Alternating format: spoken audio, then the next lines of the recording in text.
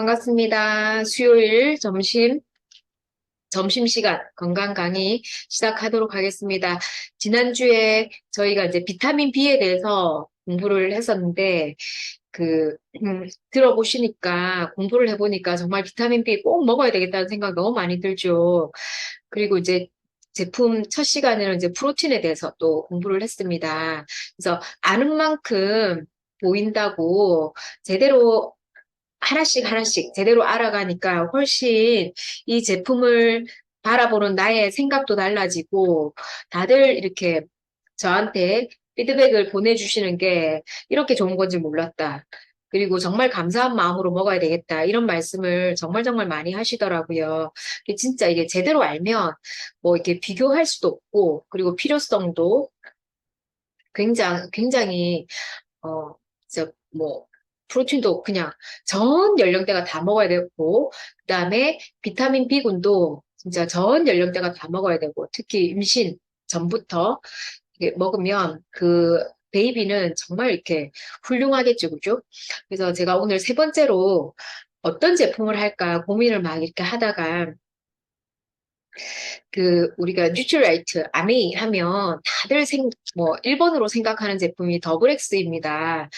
근데 제가 이제 곰곰이 생각을 해봤어요. 저는 많은 분들 제 건강 상담을 하고 관리를 해드리다 보니까 제가 가장 많이 권하는 제품은 프로틴입니다. 그리고 이제 비타민 B군도 당연히 많은 분들한테 권하는데 가장 많은 양을, 그러니까 많은 양을 이렇게 드시도록 추천하는 제품이 요 카로틴 플러스이거든요. 그래서 그게 뭐 시간이 점점 지나면 지날수록 제가 뭐 한 5년 전, 6년 전에 이렇게 그 건강 관리를 하고 싶은 분들에게 뭐 카로틴을 뭐 요만큼 드세요라고 했다면 지금은 정말 많은 양을 드시라고 권하거든요. 그러면 이게 제가 카로틴 플러스에 대한 확신이나 지식이 많아진 걸까요? 그게 아니라 많은 분들이 지금 카로틴 플러스가 너무 많은 양이 필요한 분들이 정말 많으세요. 그만큼 우리한테 아주 많이 필요한 영양소여서 제가 카로틴 플러스에 대해서 준비를 했거든요. 그래서 그 자료를 공유하고 시작해 보도록 하겠습니다.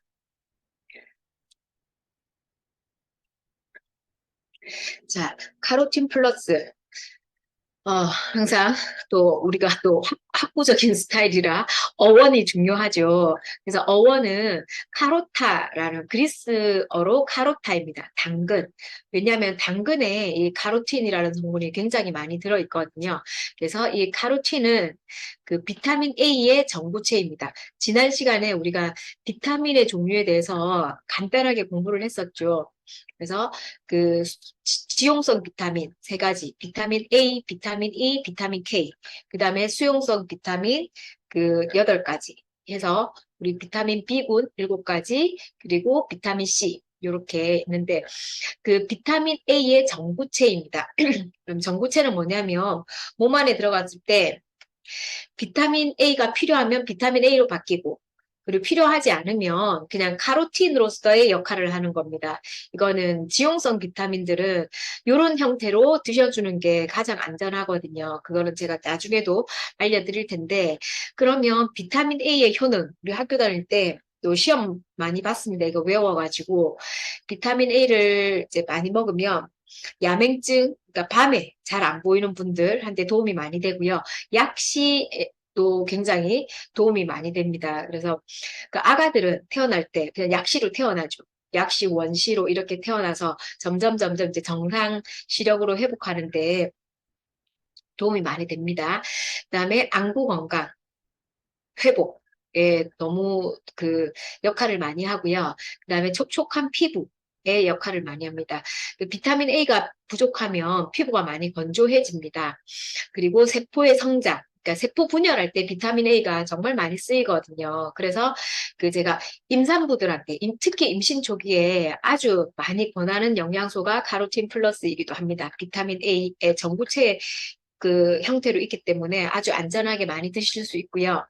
그 다음에 성장 촉진. 당연히 세포를 분열하는 데 쓰이고, 세포를 잘 자라게 하기 때문에 성장하는 데 도움 많이 되고, 그 뼈가 튼튼한 데, 뼈도 이제 성장을 해야 되는 거기 때문에 필요하고요. 그리고 이 면역작용이 한 비타민 A의 여러 가지 효능 중에서 지금 점점 더 중요한 기능 중에 하나입니다. 제가 오늘 이 부분에 대해서 조금 이따가 좀 더 자세하게 안내를 해드릴 겁니다. 그리고 강력한 항산화 영양소입니다. 자, 항산화 영양소 많이 들어보셨죠? 근데 이걸 정확하게 또 우리가 알고 가면 좋을 것 같습니다. 그 산화라는 거는 우리 지구에 사는 생물들은 다 산소 호흡을 합니다. 식물도 산소를 들이마시고 이산화탄소를 뱉어내고 사람도 우리가 산소를 들여마셔서 그 이제 호흡을 하는 거죠. 그래서 산소는 우리가 생명을 유지하는데 없으면 절대 안 되는데 문제는 이 산소를 우리 호흡하고 난 찌꺼기가 있습니다. 그걸 유해산소라고 하고 그 영어로는 프리레디칼이라고 하는데요. 이 유해산소가 그냥 내 몸을 또 공격합니다. 그래서 내가 호흡을 그냥 아무것도 안 하고 호흡만 하는데도 유해산소가 생기고요. 스트레스를 받은 상태에서 호흡을 하면 유해산소가 더 많이 생기고, 그리고 내가 단 걸 많이 먹는다. 기름진 걸 많이 먹는다. 그럴 때도 유해산소가 많이 생긴다. 과식을 할 때도 유해산소가 아주 많이 생깁니다. 그래서 쭉 들어보시니까 어떠세요? 내가 그냥 그 생명 유지만 해도 유해산소가 생기는데 스트레스 받고 뭐 과식하고 과음하고 그다음에 탄수화물 특히 이제 달달한 거 많이 드시면 유해산소가 많이 생깁니다. 어떻습니까? 우리 지금 굉장히 많이 노출되어 있는 환경입니다. 그럴 때 유해산소가 많이 생기는데 그때마다 그 유해산소가 나를 공격하는 걸 산화라고 하는데 생기는 족족 나를 공격하면 나는 정말 많이 빠르게 노화가 되고 질병에도 굉장히 심각하게 노출이 되어 있는 겁니다. 그러면 항산화 영양소는 뭐냐면 그 유해산소가 나를 공격하는 그 산화 과정에서 얘네가 대신 방패로 맞아 죽습니다. 유해산소한테. 그래서 방패의 역할을 하는 거거든요. 그러면 내가 스트레스를 많이 받아. 항산화 영양소가 많이 필요하겠죠. 내가 단 걸 너무 좋아해. 항산화 영양소가 진짜 많이 필요한 겁니다. 그 중에서 비타민 A는 아주 힘이 센 강력한 항산화 영양소입니다. 그래서 제가 그 현대인, 특히 한국 사람들한테는 너무나 많이 필요한 필수 영양소입니다. 그래서 그 스트레스도 많이 받고 경쟁도 많이 하고 그다음에 제가 조금 이따 말씀드리겠지만 그 카로틴은 그 비타민 A의 전부체라고 말씀드렸지 않습니까? 우리 몸의 점막을 만들어주는 그 강력한 원료입니다. 근데 점막은 달팽이 이렇게 끈적끈적한 것처럼 마의 끈적끈적한 것처럼 그런 형태이거든요. 근데 이게 난방을 많이 하거나 냉방을 많이 하거나 하면 굉장히 이렇게 많이 건조해집니다. 한국 사람들 아파트에 사는 분들 굉장히 많으시고요. 냉난방을 굉장히 많이 합니다. 그래서 스트레스나 경쟁, 그다음에 과음, 가식, 그리고 우리가 탄수화물 홀릭도 굉장히 많고 빵돌이들 굉장히 많지 않습니까? 거기에다가 그 냉난방도 많이 하기 때문에 진짜 아주 많은 양이 필요한 영양소입니다. 자, 그러면 제가 좀 전에 면역이라고 말씀드렸는데요. 그 면역이 아주 이제 그 특별한 역할을 하거든요. 비타민 A가. 그래서 면역은 뭐냐면 원래 뜻은 역병에서 면하다. 그 과거에 심각한 그 질환은 돌림병입니다. 전염병. 그래서 그걸 우리가 역병이라고 하거든요. 근데 돌림병이 막 돌았을 때 그걸 이렇게 탁 면하게 하는 거를 이제 내 몸의 면역이라고 이렇게 표현을 한 거죠. 그래서 내 몸의 내부 환경이 외부 인자에 대해서 방어하는 걸 면역이라고 합니다. 그래서 면역에는 크게 두 가지가 있는데요. 태어날 때부터 그냥 가지고 있는 선천 면역이 있습니다. 그리고 후천적으로 이렇게 적응되어져서 얻어지는 후천 면역이 있습니다. 획득 면역이라고도 합니다. 자, 그러면 선천 면역에는요, 어떤 게 있냐면 피부입니다. 외부에서 봤을 때 내 몸의 껍데기를 다 싸고 있는 게 피부입니다. 그래서 외부의 공격으로부터 나를 보호해주는 피부. 그 다음에 요거는 이제 그냥 딱 바로 닿는 부분이고요. 그 다음에 우리가 외부에서 들어오는 걸 먹고 들이마시는 공간이 있습니다. 그게 뭐냐면 입에서 식도, 위장, 소장, 대장, 항문까지 쭉 연결되어 있는 소화기. 그 다음에 코에서부터 그 기관지, 폐로 연결되어 있는 그 기관지.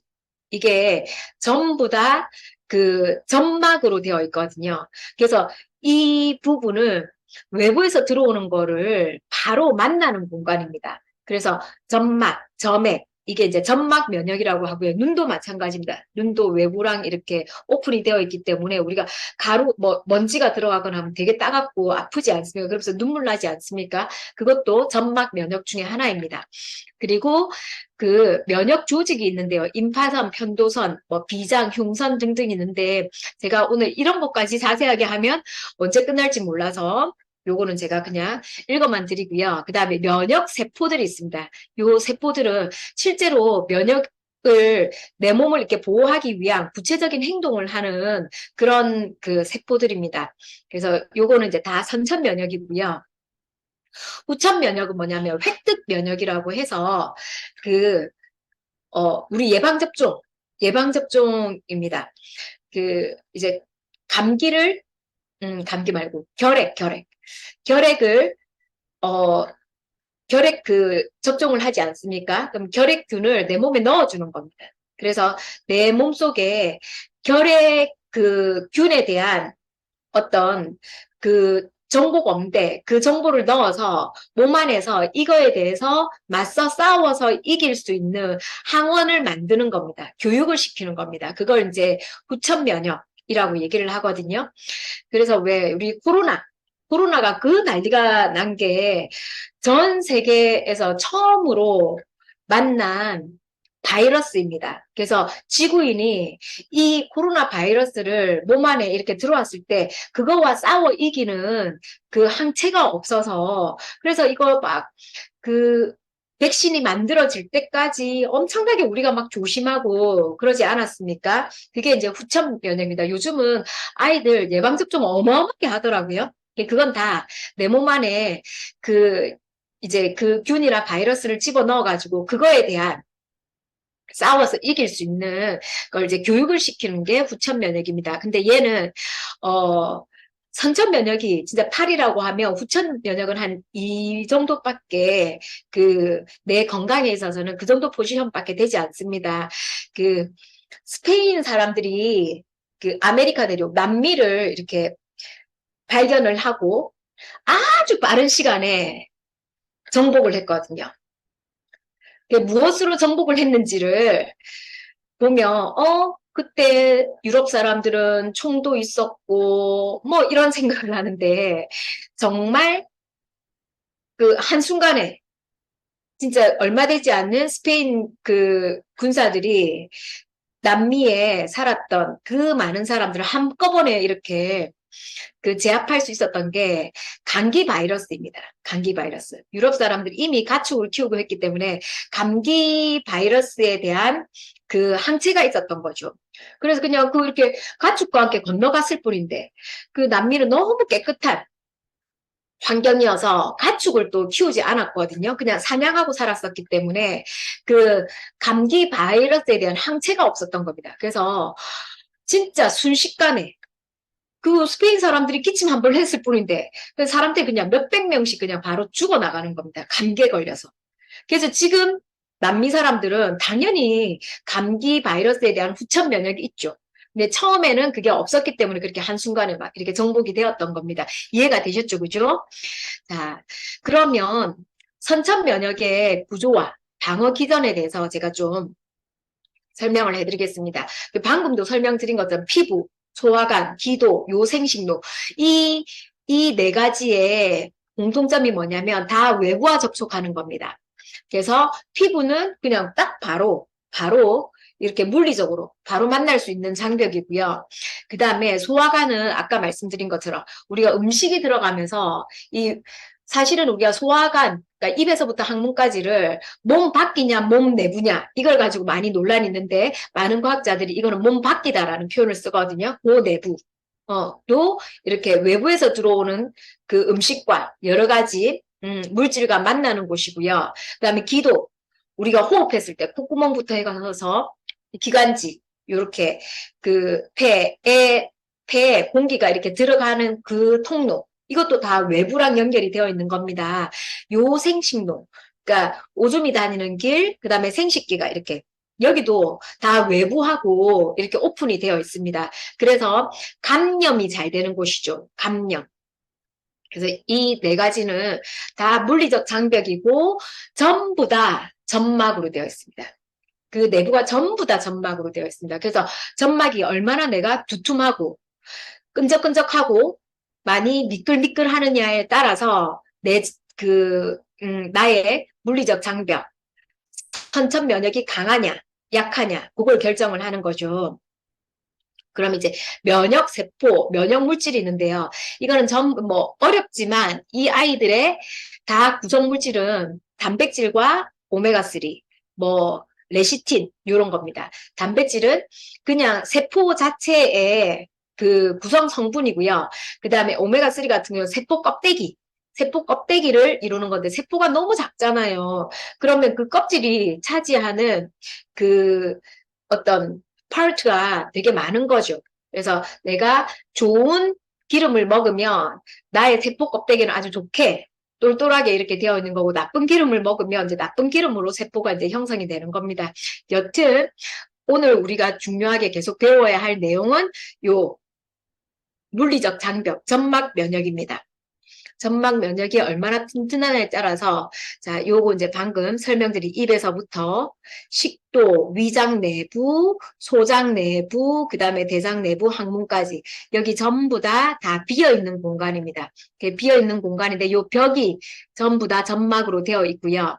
그 다음에 여기 코로 공기를 들이마시면 요 입에서도 이렇게 연결이 되어서 기관이 이렇게 쭉 기관이 공기가 지나가는 길이어서 기관입니다. 그리고 가지. 그래서 이 전부 다 내부가 점막과 섬모 아주 가느다란 털로 이렇게 되어 있어서 뭔가 나쁜 이물질이 들어오면 이렇게 빼내려고 노력을 합니다. 그 빼내는 과정에 우리가 가래 같은 게 이렇게 생기는 겁니다. 이해가 되셨죠? 그죠? 그 다음에 이제 생식기는 제가 이 그림을 찾지 않은데 다들 아시겠죠? 그죠? 느낌 아시겠죠? 그죠? 다 점막으로 되어 있는 거. 자, 그래서 우리 몸에는 강력한 점막 면역이 눈에도 있습니다. 그래서 이물질이 들어오거나 하면 막 눈을 깜빡깜빡깜빡거려서 눈물을 이렇게 흘려서 이렇게 밖으로 빼내고 그 다음에 소화기 내부 전부 다 점막으로 되어 있어서 뭔가 이렇게 내 몸을 보호하는 여러 가지 면역이 있습니다. 그 다음에 비뇨생식기, 호흡기, 그리고 여기 보면 이제 피부. 우리 땀을 흘리는 것도 내 그 피부 아래에 있는 어떤 독소나 이런 거를 이렇게 배출하는 하나의 경로이거든요. 그래서 내 피부, 상피 조직, 그 다음에 내부에 있는 부들부들 미끌미끌한 점막 면역, 점막 조직도 전부 다 우리 1차 면역 기관이라는 거 충분히 이해가 되셨을 겁니다. 자, 그래서 여기 보면 면역 제1선 이라고 해서 점막 면역이고 상피 조직인데요. 상피 조직은 눈에 보이는 피부, 그 다음에 점액 분비세포는 요 내부에 있는 건데요. 이 아이들이 정상적으로 분화하고 조절이 되려면 반드시 비타민 A가 필요합니다. 반드시 비타민 A. 그래서 이 비타민 A가 투여되지 않으면, 내 몸 안에 투입되지 않으면 상피세포가 정상적으로 유지되기 힘들고요. 원활한 점액 분비도 되지 않아서 어떤 균이나 바이러스나 뭐라도 들어오면 그 안에서 염증이 생깁니다. 이게 면역 방어선이 튼튼하지 않아서 이해가 되시죠? 그죠? 그래서 비타민 A가 너무너무 중요하고 그 다음에 요즘은 이 점막이 상할 일이 너무 많기 때문에 1차 방어선이 많이 무너지신 분들이 굉장히 많으세요. 그래서 제가 선천 면역의 특징, 그냥 요거는 그냥, 탁 공격이 들어오면 바로 즉각적으로 반응을 하는 겁니다. 그래서 우리가, 음, 어, 그 육식동물들, 뭔가 외부에서 탁 공격이 들어오면 바로 이렇게 방어하고 늘 이렇게 방어 태세 가지고 있는 것처럼 내 점막이 튼튼하지 않으면 않을수록 그렇게 예민해질 수 있는 가능성이 많습니다. 그래서 여튼 나의 선천 면역은 굉장히 항상 열일하고 있다. 피부나 점막을 통해서 아주 많은 일을 하고 있다. 이렇게 이해를 하시면 되고요. 그래서 어, 이제 눈에 보이는 걸로 물리적으로 방어를 하기도 하고, 공격하는 물질을 이렇게 몸 밖으로 빼내는 과정이 염증으로 나옵니다. 염증으로 만들어지기 전에 나오는 게 발열입니다. 열부터 납니다. 그래서 아이들 뭐 바이러스에 감염이 되면 막 열이 나는 게 몸 안에서 얘 지금 이상한 게 들어왔어. 열을 내어서 밖으로 빼내야 돼 하는 정상적인 면역 반응입니다. 근데 엄마들이 해열제를 먹여서 자꾸 열을 꺼트리죠. 그래서 이 몸에서는 이걸 밖으로 밀어내려고 애쓰고 있는데 자꾸 열을 꺼트려서 정상적으로 면역 활동을 못하게 방해를 하고요.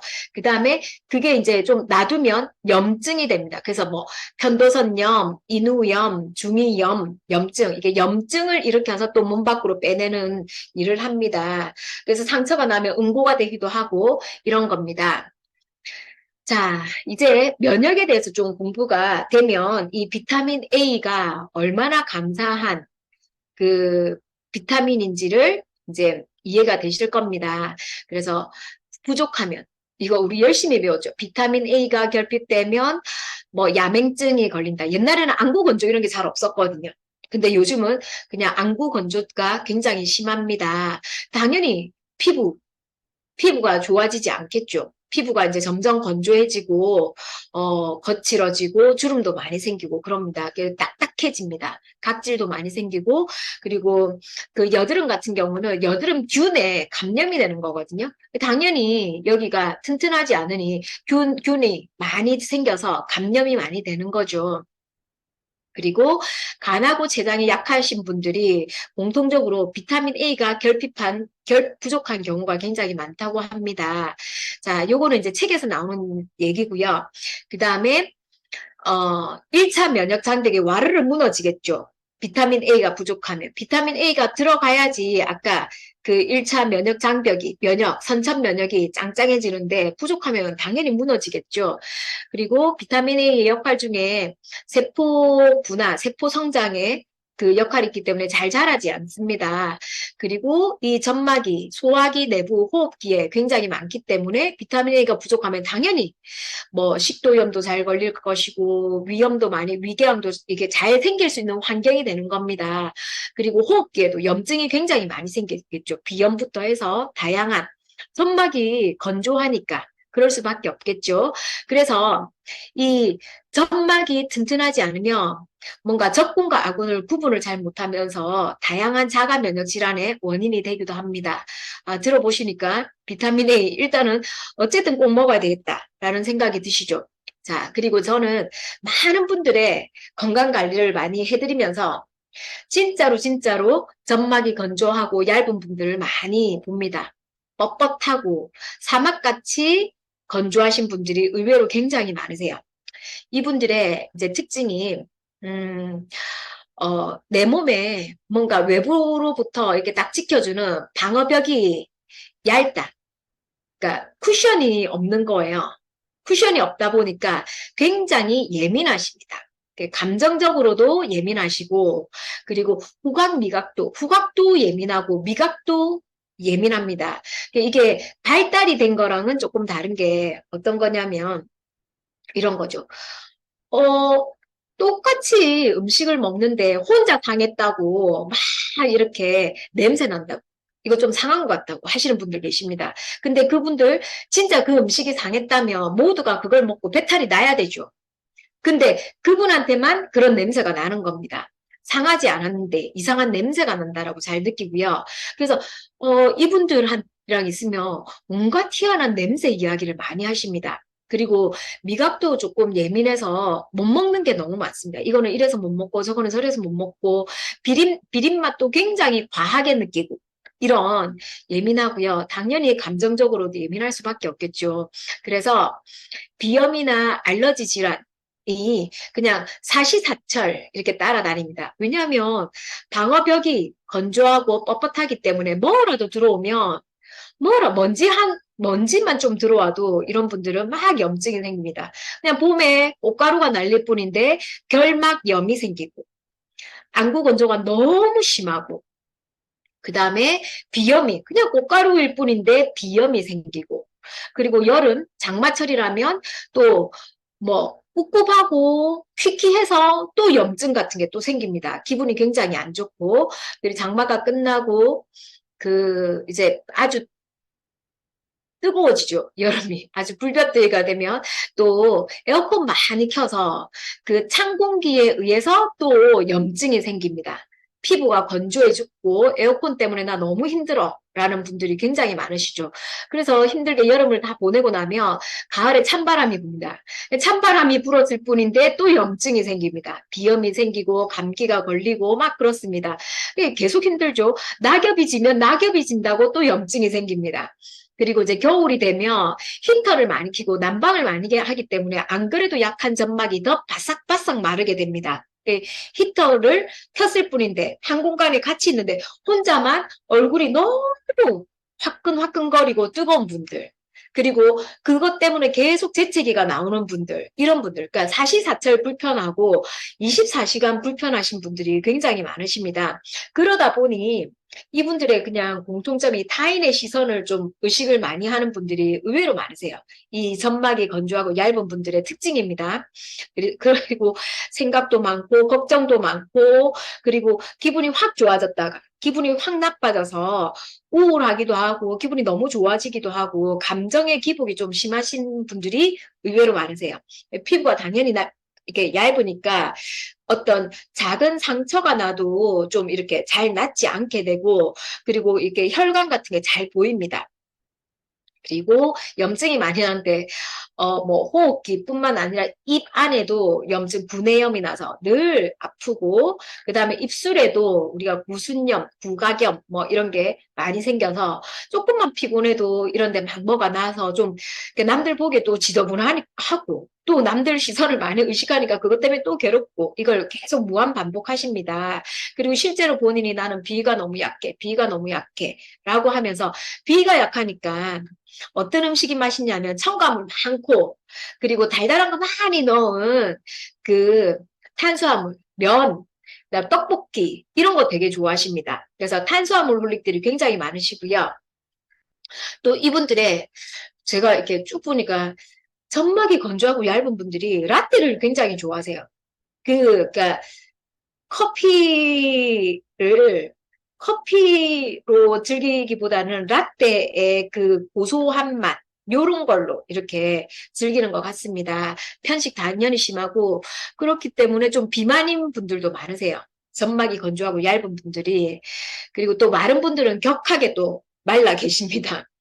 그래서 살이 쪘다가 빠졌다가 이것도 심하고 그렇습니다. 지금 아마 들으시는 분들이 맞아 맞아 난데 그 정도로 많다니까요. 지금 이 점막이 건조하고 얇은 분들이 굉장히 많으세요. 우리의 환경 때문에 경쟁을 많이 하고 스트레스 많이 받고 냉난방 많이 하고 또 카페인 음료 워낙 많이 마시니까 카페인은요 그 몸 안에 있는 수분을 이렇게 안고 이렇게 증발하는 역할을 하거든요. 안 그래도 나는 점막이 건조하고 얇은데 카페인이 들어가면 그 조금 있는 그 점막도 뜯어서 같이 나가는 겁니다. 요즘 아이들, 공부하는 아이들 카페인 음료 많이 마시는 거 진짜 건강에 해롭겠죠, 그죠? 그래서 요 분들의, 좀 전반적으로 하체 비만, 합의들이 좀 많습니다. 그게 저의 데이터입니다. 그냥 재미로 한번 들어봐 주시고요. 근데 우리가 또 학교 때 배운 게 있습니다. 비타민 A는 지용성이다. 그래서 지용성은 많이 먹으면 몸에 쌓인다. 근데 쌓이는 게 독으로 바뀐다. 이런 얘기 많이 들어보셨죠? 그래서 특히 임산부들이 비타민 A 드시는 거, 복용하는 거 되게 조심스러워 하는데, 맞습니다. 그래서 비타민 A는 원래 동물의 간, 계란 노른자 이런 데 많이 들어 있습니다. 그래서 얘네들이 흡수율도 워낙에 높고 효율성이 높다라는 거는 먹는 만큼 내 몸에 다 쓰입니다. 근데 너무 많이 먹으면 이게 비타민 A 지용성이기 때문에 기름은 그냥 가만히 두면 썩습니다. 부패가 됩니다. 그것도 우리가 산패라고 얘기를 하거든요. 이게 또 몸 안에 있어도 그게 썩어서 독이 되는 겁니다. 그러면 비타민 A의 정부체라고 제가 아까 말씀드렸죠. 그래서 베타카로틴이라는 형태로 우리가 섭취를 하는데 빨간 고추, 그 다음에 토마토, 당근, 시금치, 그 다음에 해조류에 많이 들어 있습니다. 근데 요 아이들은 흡수율이 낮습니다. 그래서 굉장히 많이 먹어야 됩니다. 예를 들면 계란 한 2개 정도 먹으면 되는 그 양의 비타민 A를 시금치로 먹으려면 한 3단 정도를 혼자서 먹어야 됩니다. 그러니까 이것도 사실은 현실적으로 굉장히 힘들죠, 그죠? 당근을 먹으려면 정말 좋은 올리브유에 이렇게 정성껏 볶은 당근을 한 3개 정도는 먹어줘야지 이 비타민 계란 노른자 한 2개, 한두 개 정도 먹은 양의 그걸 섭취할 수 있는 겁니다. 근데 이 베타카로틴은 흡수율도 낮고 효율성도 낮지만 안전합니다. 안전하기 때문에 그래서 그 비타민 A를 드실 때는 이왕이면 카로티노이드의 종류 중에 베타카로틴, 알파카로틴 이런 게 있거든요. 형태로 드시는 게 좋습니다.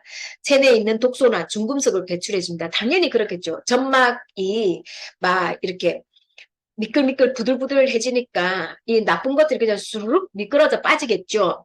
그리고 카로티노이드 안에 루테인이랑 제아산틴. 루테인은 지금 뭐 꼬마들도 다 알더라고요. 눈에 너무 좋아요. 나 루테인 먹어요 하면서 눈에 굉장히 좋은 거, 안압을 떨어뜨리고 백내장을 예방하는데도 되게 좋은 이것도 같이 들어있고요. 간하고 위에 건강을 유지하는데도 너무 좋습니다. 이거는 뭐 계속 들어서 위장 내부 전부 다 점막으로 되어 있기 때문에 당연히 좋겠죠, 그죠? 그리고 카로티노이드에 마그네슘, 셀레늄 같은 정말 강력한 항산화 작용을 하는 미네랄이 굉장히 풍부합니다. 그래서 카로티노이드는 굉장히 이렇게 다양한 역할을 하는 거죠. 그래서 비타민 A를 지용성, 딱 비타민 A로 드시는 것보다 이런 형태로 드시는 게 안전하다라는 거. 그러면 우리 뉴트리라이트 뭐가 달라도 다르겠죠, 그죠? 뉴트리라이트에서 나오는 그 카로틴 플러스는 메인 재료가 듀나리엘라 조류입니다. 저도 이거 처음 알았을 때는 뭐 생가? 카로틴에 무슨 쇠고기를 넣었나? 뭐 이렇게 생각을 했었거든요. 근데 새가 아니라 조류, 워터 위즈입니다. 그래서 물에 자라는 풀입니다. 물풀인데 얘가 얼마나 척박한 환경에서 자라냐면 요 지금 핑크색 요게 요 듀나리엘라 조류입니다. 자, 바다 아니고 바다와 가까운 요 호수인데요. 이 호수는 여기가 날씨가 어떤 곳이냐면 1년 365일 그 햇볕이 강한 자외선이 그 쏟아지는 곳입니다. 365일 맑은 사막과도 같은 그런 기후인데요. 그러면 이렇게 호수를 하더라도 계속 강한 자외선이 쪼이면 어떤 일 증발이 되겠죠. 물이 증발이 되면서 그 물에 있는 염도가 굉장히 높습니다. 그래서 이게 옆에 있는 바닷물보다 염도가 10배 정도 높은, 그래서 거의 그 대부분의 생물들이 살 수 없는 그런 호수입니다. 거기서 자라는 그 물풀입니다. 근데 생각해 보십시오. 염도가 너무 높아. 아무리 풀이지만 거기서 무럭무럭 자라겠습니까? 무럭무럭 자랄 수 없습니다. 그게 너무 미세한 거죠. 그래서 이게 마치 플랑크톤만 하다라고 해서 핑크 플랑크톤이라는 별명을 가지고 있습니다. 자, 아까 항산화기는 우리가 산소 호흡을 하면서 나온 찌꺼기가 내 몸을 공격하는데 그 대신 막아주는 건데 이 아이들은 스스로 힘이 좋아야 됩니다. 방패입니다. 얇고 잘 부러지는 방패가 좋습니까? 두껍고 짱짱한 방패가 좋습니까? 두껍고 짱짱한 방패가 좋습니다. 그러면 항산화 기능을 많이 가지려면 이 그 원료 자체가 굉장히 파워풀해야 됩니다. 당연히 얘네들은 너무 척박한 환경에 살기 때문에 자기들을 보호해주는 그 물질이 엄청나게 힘이 셉니다. 그래서 이런 식물이 가지고 있는 자기를 보호하는 물질을 식물 내재 영양소, 영어로는 파이토케미칼이라고 하는데요. 이 듀나리엘라 조류는 엄청나게 강한 항산화 기능을 가진 그 식물 영양소를 가지고 있습니다. 저런 척박한 곳에서 자랐으니까. 자, 온실에 있는 꽃, 그다음에 높은 산 꼭대기에 있는 꽃, 그 꽃 종류가 똑같아도 다릅니다. 어떤 게 더 생명력이 강할까요? 높은 산 꼭대기에 있는 꽃이 똑같은 꽃이라도 훨씬 더 잎도 두껍고 향도 진합니다. 살아남아야 되기 때문에 그런 거랑 같은 원리입니다. 그래서 아주 강력한 힘을 가진 그 식물 영양소이고요. 그리고 이 듀나리엘라 조류 안에는 베타카로틴, 알파카로틴, 이 골고루 많이 있고요. 토마토가 이 성분 때문에 전 세계 슈퍼푸드로 선정이 되었습니다. 라이코펜이라는 아주 강력한 항산화 기능이 있거든요. 근데 이 듀나리엘라 조류에 라이코펜이 많습니다. 그리고 미네랄도 굉장히 풍부합니다. 염도가 높은 그 호수에서 자랐기 때문에 이게 메인 그 원료입니다. 그래서 이 카로틴 플러스에 들어있는 카로틴은 시금치나 당근에서 추출한 게 아니라 정말 엄청난 힘을 가진 식물 영양소를 가진 듀나리엘라 조류라는 이 물풀에서 이렇게 추출을 했고요. 자, 그리고 제가 또 감동한 포인트입니다. 이게 검정색 캡슐에 쌓여져 있거든요. 이게 젤라틴인데요. 자, 왜 생뚱맞게 미국 지도를 제가 이렇게 해놨냐면, 미국이 요렇게 생겼습니다. 요 위에가 캐나다고, 멕시코고, 여기 플로리다주 쿠바인데, 한 10년 이전에, 10년 전, 한 12, 3년 전에 광우병 사태 생각나죠? 그 엄마들이 유모차 끌고 나와서 미국산 소고기 수입하는 거 반대한다고 막 했을 때 광우병 때문에 그랬어요. 그래서 뉴트리라이트에서 원래 카로틴 플러스의 캡슐을 만드는 그 젤라틴을 우피, 소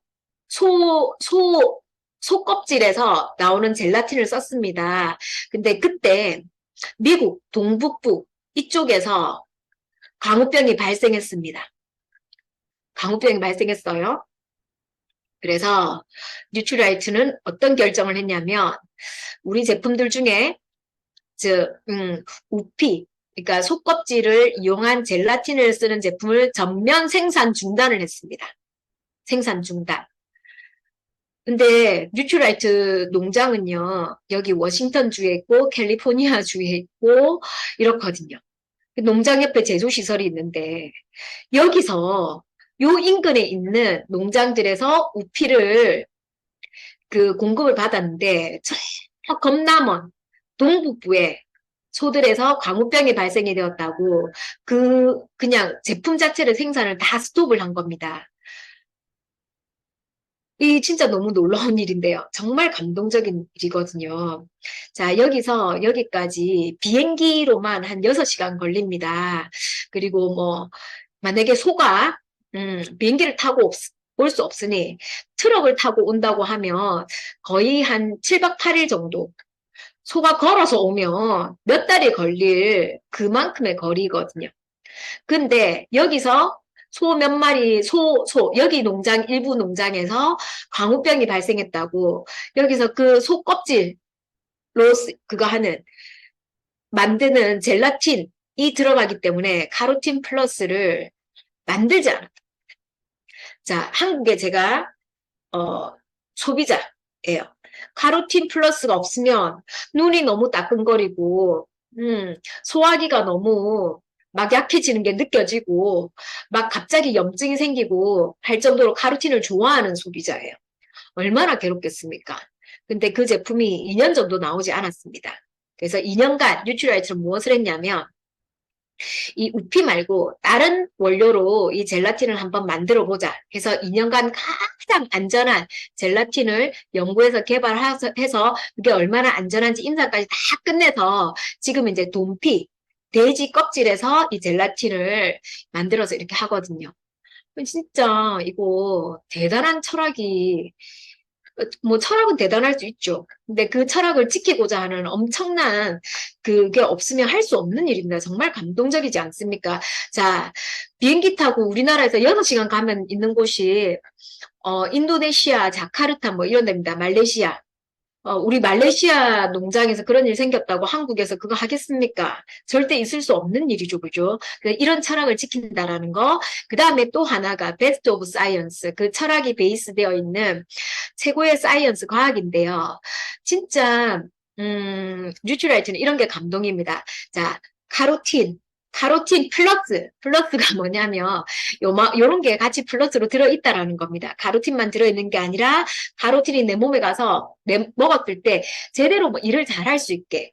자, 눈에 좋으니까 마리골드 같이 들어있고요. 그래서 이 카로틴은 아까 주나리엘라 조류 마리골드에서 추출한 그 카로틴이 들어있습니다. 그리고 눈에 너무 좋은 거기 때문에 루테인도 같이 넣어줍니다. 그래서 눈에 더 좋으라고 이렇게 했고, 그 다음에 점막, 점막에는 아주 빠르게 그 재생되는 점막 세포들이 엄청 많거든요. 그 세포들 재생할 때 세포의 원료로 쓰이는 레시틴이 또 함께 들어있습니다. 그리고 아까 주나리엘라 조류에 라이코펜이 들어있다는데 라이코펜이 원래 많이 들어있는 토마토도 같이 넣었습니다.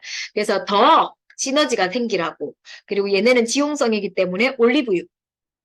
에 같이 넣었을 때 이 소화 흡수가 잘 되는데 이왕 올리브유 넣은 김에 좋은 올리브유 넣어서 DHA도 이렇게 있으라고 이렇게 훌륭하게 블렌딩 과학이 엄청납니다. 그래서 시간이 부족해서 제가 진짜 이거 하고 싶은 얘기 너무 많은데요.